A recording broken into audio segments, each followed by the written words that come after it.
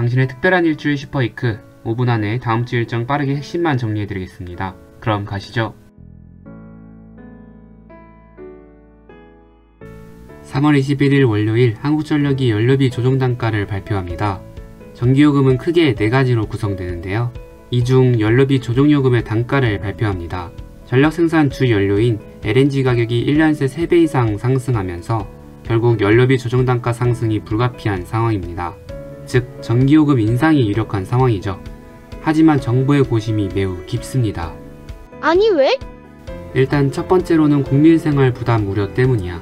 아까 전기요금이 크게 4가지로 구성된다고 했잖아. 사실 그 중에서 이미 기준 연료비와 기후환경요금을 합해서 킬로와트 시당 6.9원 4월 인상이 확정된 상태야. 즉 계산해보면 4인 가격 기준으로 대략 2,400원 정도의 전기세 인상은 확정이라는 소리지. 이 상황에서 연료비 조정 단가도 인상이 되면 국민생활 부담이 너무 커진다는 거야. 두 번째는 윤석열 당선인의 후보 공약 때문이야. 앞서 윤석열 당선인은 후보 공약으로 전기세 인상을 백지하겠다고 했거든. 하지만 이런 2가지 우려 속에서도 전기요금 인상은 불가피하다는 생각이야. 왜냐면 이미 문정권에서 물가 상승 부담 우려로 전기료를 인상해야 되는 상황에서도 수차례 동결해왔거든.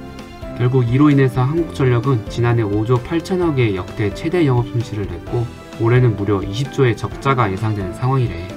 결국 국민 부담 최소화한다고 전기세 인상을 하지 않는다면 한국전력의 적자만 심해지고 결국 그 적자는 국민 세금으로 메워야 돼. 눈에 보이는 부분만 신경 쓰다가 보이지 않는 부분에서 무너져서는 안 된다고 생각해. 그래서 다음 정권에게 부담을 주지 않기 위해서라도 또 한국전력의 적자 심화를 막기 위해서라도 전기요금 인상은 불가피한 상황이야. 월요일 두 번째 뉴스, 경기도 비접촉 버스요금 결제 서비스 확대. 보통 버스에 타면 단말기에 카드나 핸드폰을 갖다 대야지 요금 결제가 되죠. 하지만 코로나19 감염 우려로 접촉을 최소화하자는 움직임 속에 새로운 시스템이 나왔습니다. 경기도 4개 시에서는 버스 단말기에 대지 않고도 버스에 타고 내릴 때 자동으로 요금이 결제되는 일명 태그리스가 시행되고 있는데요. 차량 내 비콘이라는 블루투스 장치를 통해서 결제가 이루어지는 원리라고 하는데요. 모바일로 하차벨 버튼을 누르면 운전기사에게 하차 알림이 울리는 편리한 기능도 있다고 합니다. 월요일부터는 이 서비스를 경기도 전역으로 확대합니다. 수요일 3월 23일에는 정부가 공동주택 공시가격을 발표합니다. 부동산 용어 너무 어려워. 토 나와. 쉽게 설명해 줄게. 공시가격과 실거래가를 비교해보면 공동주택 공시가격의 의미를 알 수가 있어. 실거래가는 부동산을 사고 팔 때 실제 거래되는 가격이야. 그렇기 때문에 양도세, 취득세의 부과 기준이지. 반면 공시가격은 사고 팔 때가 아니고 재산으로 보유할 때의 과세 기준이야. 때문에 재산세, 종합부동산세의 과세 기준이 되고 국민연금 등의 보험금 산정 기준이 되기도 해. 이번에 발표한다는 내용은 바로 이 공시가격. 당초 예상보다는 상승률이 20% 미만으로 다소 낮아졌어. 하지만 공시지가 상승은 불가피한 상황이지. 즉 보유세가 인상될 가능성이 높아. 하지만 윤석열 당선인이 후보 공약으로 공시가격을 2020년 기준으로 낮추겠다고 했어. 그래서 이번에 공시가격 발표와 함께 빠른 시간 내에 보유세 부담 완화 방안도 공개될 것 같아. 보이는 것처럼 다양한 대책이 논의 중인데 2020년 공시지가 활용이 유력해. 어찌됐건 핵심은 세부담 완화라는 거지. 물론 보유세 부담 완화로 집값을 자극하는 것 아니냐라는 우려도 존재하고 있어. 목요일 바이든이 나토와 EU 정상회의에 잇따라 참석. 우리 집 오지마 라고 했던 러시아에 너희 집 갈 일 없어 라고 응수했던 바이든. 최근 중국과의 전화통화에서도 입장 차이만 확인했을 뿐 러시아와 우크라이나 사태가 해결될 기미가 보이지 않는데요. 24일 목요일에는 미국 바이든 대통령이 러시아, 우크라이나 사태 이후로 처음으로 유럽을 방문한다고 합니다. 유럽 지도자들을 만나서 러시아 제재 강화와 나토 동맹 강화 입장을 다시 한번 강조할 것 같습니다. 목요일 두 번째 뉴스, 넥슨 던전앤파이터 모바일 출시.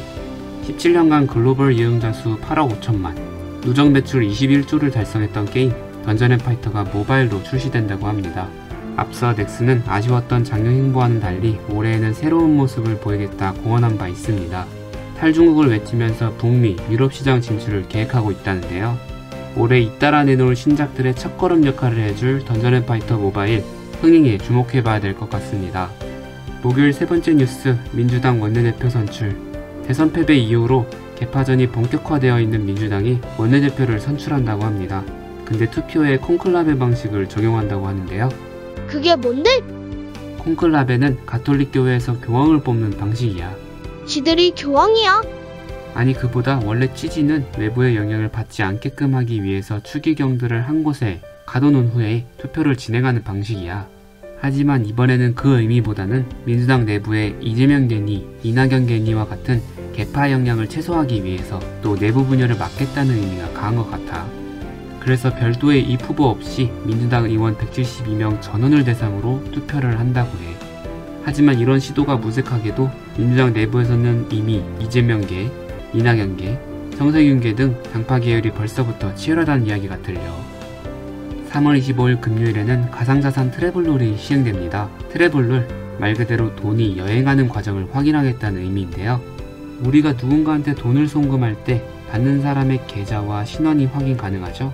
이처럼 거래소에도 코인을 주고받는 이들의 정보를 수집하도록 한다는 겁니다. 원래는 트래블룰, 자금 세탁 방지가 주 목적으로 전세계 최초로 우리나라가 시행한다고 하는데요. 하지만 탈중앙화가 핵심인 암호화폐 시장에서 코인판 금융실명제는 탈중앙화의 중앙화 같은 말로 들려서 상당히 우려스럽다는 반응이 많습니다. 자칫 국내 암호화폐 시장을 위축시킬 수 있다는 전문가들의 목소리가 나오고 있습니다.